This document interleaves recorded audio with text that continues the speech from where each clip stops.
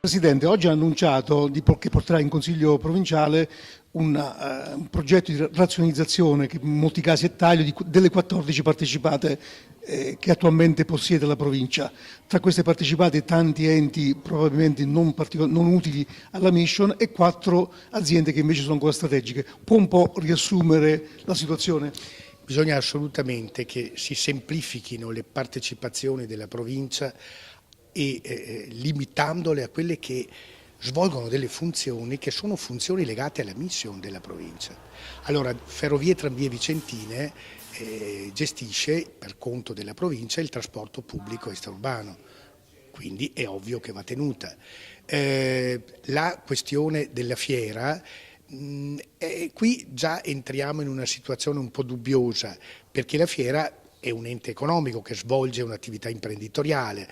È stato utilissimo che il Comune, la Provincia e la Camera di Commercio negli anni del dopoguerra siano state, come dire, il volano che tanto ha contribuito per lo sviluppo economico del nostro territorio, ma adesso credo che sia opportuno che anche la fiera stessa possa andare verso soci privati, però nel tempo giusto, e il tempo giusto, abbiamo scritto nel nostro documento, sarà quello, spero, che avverrà dopo la fusione tra la Fiera di Vicenza e la Fiera di Verona. Poi c'è Viabilità e Veneto Strade che gestiscono le strade provinciali. Sono 1400 chilometri, direttore di strade provinciali, 40% strade di montagna e di collina. È ovvio che anche questa partecipazione è strategica e deve essere tenuta.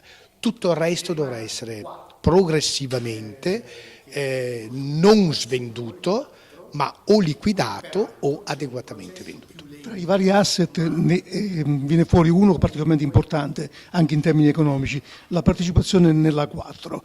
Lì qual è il suo progetto? Il mio progetto sarebbe quello di vendere la partecipazione.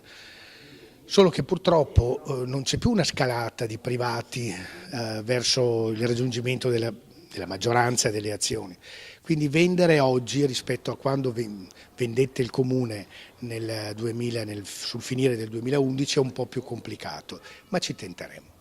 Ecco, lei ha accennato prima nell'incontro avuto con la stampa al problema di prospettiva delle province, tagli sempre maggiori, anche queste delle partecipate sono tagli, anche se molti sono razionali in questo caso, ma soprattutto nella mancanza di definizione del futuro, difficoltà anche per i dipendenti della provincia. Lei ha accennato a un'iniziativa in cui vorrebbe chiamare i candidati alla prossima presidenza regionale perché si esprimessero al riguardo di funzioni e dipendenti. Qualche volta in campagna elettorale, succede a tutti i livelli, si raccontano favole e si tralasciano i problemi, come quasi per dire: senti, intanto votami e poi affronterò i problemi. No, io credo che ad esempio il futuro delle province, o meglio il futuro delle funzioni che la Regione aveva delegato alle province e che le province non potranno per legge più svolgere, questo problema, il futuro di quelle funzioni che sono, attenzione, assetto idrogeologico, ambiente, agricoltura, turismo, assistenza, che i candidati che si stanno preparando a diventare presidente della regione dicano cosa intenderanno fare se saranno eletti. Prima delle votazioni? Prima delle votazioni. Grazie. Grazie a lei. Grazie.